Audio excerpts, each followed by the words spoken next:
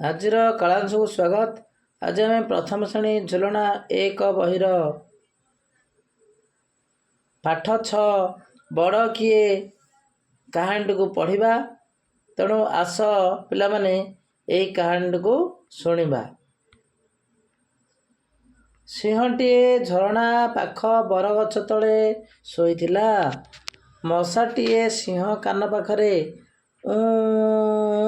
ଉଡ଼ି ବୁଲୁଥିଲା। ସିଂହ କହିଲା, ମଶା ତୁ ଏଠାରୁ ଯା। ମଶା କହିଲା, ମୁଁ ଯିବି ନାହିଁ। ଆରେ ମୁଁ ତତେ ଡରେ ନାହିଁ ମ ବୋଲି ମଶା କହିଲା।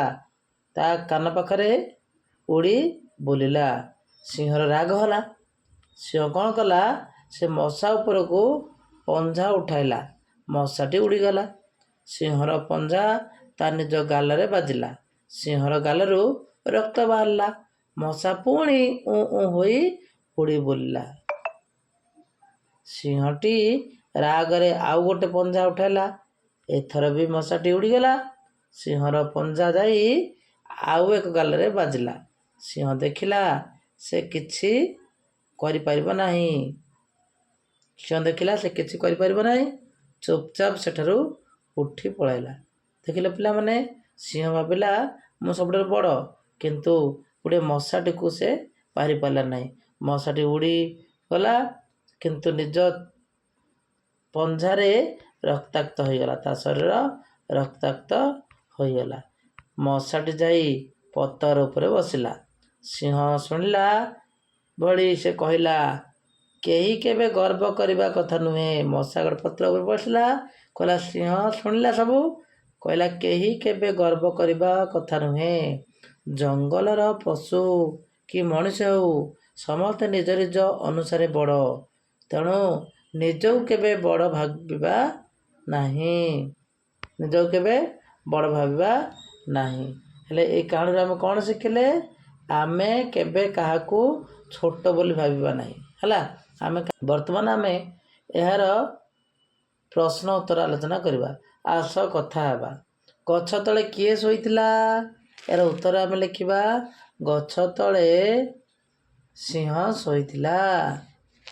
ख ନମ୍ବର ପ୍ରଶ୍ନ, ସିଂହ କ'ଣ ପାଇଁ ମଶାକୁ ଘଉଡ଼ାଇ ପାରିଲା? ସିଂହ କ'ଣ ପାଇଁ ମଶାକୁ ଘଉଡ଼ାଇ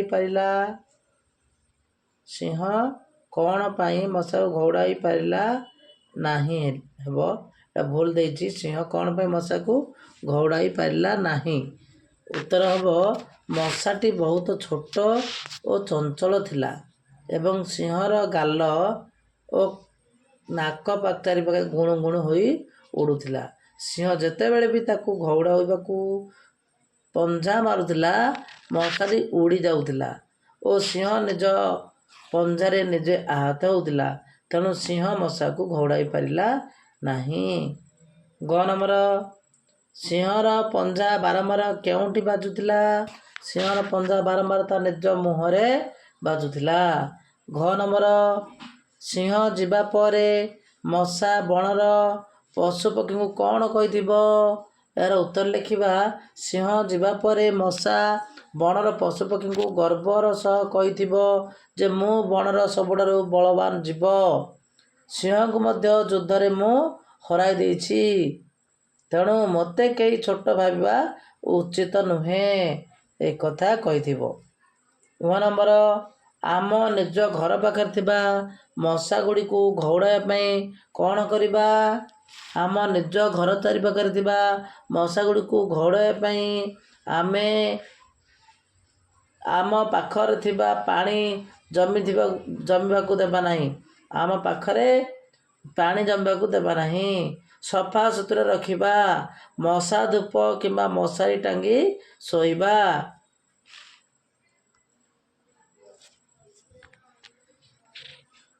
ଆସ ଗାରଟାଣି ଯୋଡ଼ିବା। କିଏ ବଡ଼ କିଏ ସାନ? ଏଠି ଲେଖାଯାଇଛି, ଚିତ୍ର ଦିଆଯାଇଛି, କିଏ ବଡ଼ କିଏ ସାନ ସହିତ ଯୋଡ଼ିବା।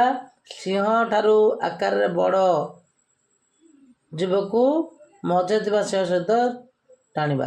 କିଏ ବଡ଼ ଆମେ ଟାଣିବା। ଦେଖ, ହାତୀ ବଡ଼ ହୋଇପାରିବ, ଆମେ ଯୋଡ଼ିଦେବା। ଜିରାଫ ବଡ଼ ହୋଇପାରିବ, ଆଉ ଓଟ ବଡ଼ ହୋଇପାରିବ। ଆଉ କେହି ହେଲେ ବଡ଼ ହୋଇପାରିବେ ନାହିଁ। ତେଣୁ ଆମେ ଗାର ଟାଣିବା ନାହିଁ। ଏଇ 3 ଜଣ ବଡ଼ ହେବେ। 3 ନମ୍ବର ପ୍ରଶ୍ନ, ଆସ ସାଙ୍ଗମାନଙ୍କ ସହ କଥା ହେବା। କେହି କେବେ ଗର୍ବ କରିବା କଥା ନୁହେଁ। ଏକଥା କାହାଣୀରେ କାହିଁକି କୁହାଯାଇଛି? ଏହାର ଉତ୍ତର ଲେଖିବା। କାହାଣୀରେ ସିଂହ ନିଜକୁ ବଣର ସବୁଠାରୁ ବଡ଼ ବଳବାନ ଭାବି ଗର୍ବ କରୁଥିଲା, କିନ୍ତୁ ଗୋଟିଏ ସାଧାରଣ ଛୋଟ ମଶାଟାକୁ ମଧ୍ୟ ତାକୁ ହଇରାଣ କରି ହରାଇଦେଲା। ତେଣୁ କେବେ କାହା ସହିତ କାହାକୁ ଗର୍ବ କରିବା ନାହିଁ। ଖ, ମଶାକୁ ଘଉଡ଼ାଇବା ପାଇଁ ସିଂହ ପଞ୍ଝା ମାରିଲା। ସେହିପରି ତଳେ ଯେଉଁ ଚିତ୍ର ଦେଇଛି, ସେମାନେ କିପରି ମଶାକୁ ଘଉଡ଼ାଇବେ ତାହା ଆମେ ଲେଖିବା। ଏଠି ଚିତ୍ର ଦେଖୁଛ ଭାଲୁର ଚିତ୍ର। ଭାଲୁ କିପରି ମଶାକୁ ଘଉଡ଼ାଇ ପାରିବ? ଭାଲୁ ନିଜର 2 ହାତ ହଲାଇ ବା କାମୁଡ଼ିବାକୁ ଚେଷ୍ଟା କରି ମଶା ଘଉଡ଼ାଇବ। ଭାଲୁ କିପରି ଘଉଡ଼ାଇବ? ନିଜ ହାତ ହଲାଇ। ଗାଈ କିପରି ମଶାକୁ ଘଉଡ଼ାଇବ? ଗାଈ ନିଜ ଲାଙ୍ଗୁଡ଼ ହଲାଇ କାନ ଝାଡ଼ି ମଶା ଘଉଡ଼ାଇବ। ଏଠି ଦେଖୁଛ ମାଙ୍କଡ଼ କିପରି ମଶାକୁ ଘଉଡ଼ାଇବ? ମାଙ୍କଡ଼ ନିଜର ହାତ ଦେହକୁ କୁଣ୍ଡାଇ ବା ଚାପୁଡ଼ା ମାରି ମଶା ଘଉଡ଼ାଇବ। ଏଠି ଦେଖୁଛ ହାତୀ କିପରି ମଶା ଘଉଡ଼ାଇବ? ହାତୀ ନିଜର ବଡ଼ ବଡ଼ କାନ 2ଟିକୁ ପଙ୍ଖା ପରି ହଲାଇ ଏବଂ ଶୁଣ୍ଢ ଦ୍ୱାରା ପବନ ମାରି ମଶା ଘଉଡ଼ାଇବ। 4 ନମ୍ବର ଶବ୍ଦ ଖେଳ। ଗପରେ ଯେଉଁଠି ଝ, କ, ପ, ନ ଅକ୍ଷର ଅଛି, ସେହି ଶବ୍ଦଗୁଡ଼ିକୁ ଚିହ୍ନି ପେନସିଲରେ ଗୋଲ ବୁଲାଇବା। ଚିତ୍ର କରିବା। ଏଠି ସ୍ନେହର ଛବି ଦେଇଛି, ତାକୁ ବିନ୍ଦୁ ବିନ୍ଦୁ ଦିଆଯାଇଛି, ତାକୁ ଆମେ ତାକୁ ଯୋଡ଼ି ସିଂହଟିଏ ତିଆରି କରିବା। ଆସ ଶବ୍ଦକୁ ଝ, କ, ପ, ନ ଅକ୍ଷର ଚିହ୍ନିବା, ଗୋଲ ବୁଲାଇବା। ଝ ଚିହ୍ନିବା, କ କୋଡ଼ା ଚିହ୍ନିବା, ପ ନ ଚିହ୍ନିବା, ତାର ପଦଗୁଡ଼ିକ ସବୁ ପଢ଼ିବା। ଏସବୁ ଆମେ ଯାହା ଲେଖା ହେଇଛି, ଝରେ ଝରଣା, ସିଝା, ଝାଳ, ଅଝଟ, ସେମିତି କରେ ନାକ, ବତକ, ସକାଳ, କାନ, ଏସବୁ ଯୋଗ ଅର୍ଥକୁ ଯାହା ଦେଇଛି ଶବ୍ଦକୁ ଆମେ ପଢ଼ିବା। ଏଠି ଆସ ଅକ୍ଷର ଲେଖିବା। ଝ ଅଛି, ଆକୁ ଆମେ ଝ ପେନସିଲରେ ସୁନ୍ଦର ଭାବେ ଝ କରିବା। ଏମିତି ଝ ଲେଖିବା, ପେନସିଲରେ ସୁନ୍ଦର ଭାବରେ ଲେଖିଦେବା। ସେମିତି କ ଲେଖିବା, ଝ କ ସବୁ ଲେଖିବା, ଦେଖି ଲେଖିବା। ପ ଲେଖିବା, ନ ଲେଖିବା। ଏଇଟା ଝ ଆକାର ଯୋଗ କଲେ ଝା ହେବ। ସେମିତି ଚ ଆକାର ଯୋଗ କଲେ ଚା ହେବ। ଏଠି ଆମେ ଲେଖିବା ଚା, ଚ ଆକାରରେ ଚା। ସେମିତି କ ଆକାରରେ କା, ଟ ଆକାର ଯୋଗ କଲେ ଟା। ସେମିତି ମ ଆକାର ଯୋଗ କଲେ ମା, ର ଆକାର ଯୋଗ କଲେ ରା, ଏଇଭଳି ହେବ। ତଳ ଶବ୍ଦଗୁଡ଼ିକୁ ପଢ଼ିବା। ପର, ପାରା, ଝର, ନାଚ, କର, ନର, କନକ, ଝରକା, ପରଟା, ଏଭଳି ଆମେ ପଢ଼ିଦେବା।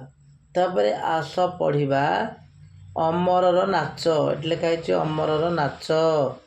ଝର କଲମ, ଝର କଲମ। ଗରମ ପରଟା, କଟକ ନଗର। ଏଭଳି ଆମେ ପଢ଼ିବା। 11 ନମ୍ବର, ଗଛ ଚଢ଼ୁଥିବା ପଶୁମାନଙ୍କୁ ଗଛ ଗାରକୁ ଟାଣି ଯୋଡ଼ିବା।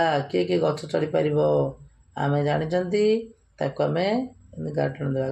ମୂଷା ଗଛ ଚଢ଼ିବ, ନେପୁର ମୂଷା ଗଛ ଚଢ଼ିବ, ମାଙ୍କଡ଼ ଗଛ ଚଢ଼ିବ। ଆଉ କିଏ ଗଛ ଚଢ଼ିବ?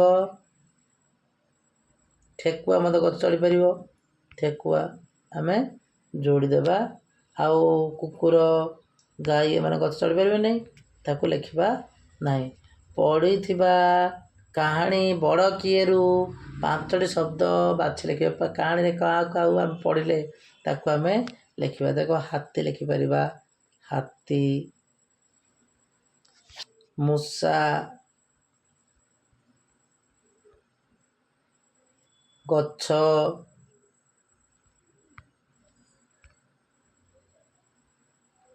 ମାଙ୍କଡ଼, ଗାଈ ଏଭଳି ଆମେ ଲେଖିପାରିବା। ଏହି କାହାଣୀର ପ୍ରଶ୍ନ ଉତ୍ତର ମଧ୍ୟ ଶେଷ ହୋଇଛି। ପରବର୍ତ୍ତୀ କାଳାଂଶରେ ଅନ୍ୟ ଏକ ପାଠକୁ ଆମେ ଆଲୋଚନା କରିବା। ବର୍ତ୍ତମାନ ବିଦାୟ ନେଉଛି। ଯେଉଁମାନେ ଆମ ଚ୍ୟାନେଲ୍ ପାଇଁ ନୂଆ ଅଛନ୍ତି ଦୟାକରି ସବସ୍କ୍ରାଇବ୍ କରିନେବେ ଏବଂ ପାଖରେ ଥିବା ଘଣ୍ଟି ବଟନ୍ ଦବାଇ ଅଲ୍ ନୋଟିଫିକେସନ୍କୁ ଅନ୍ କରିଦେବେ ଏବଂ ଭଲ ଲାଗିଥିଲେ ଲାଇକ୍ କରିବେ, ସାଙ୍ଗମାନଙ୍କ ସେୟାର କରିବେ। ପୁଣି ଦେଖା ହେବ ପରବର୍ତ୍ତୀ କାଳାଂଶରେ। ରହୁଛି।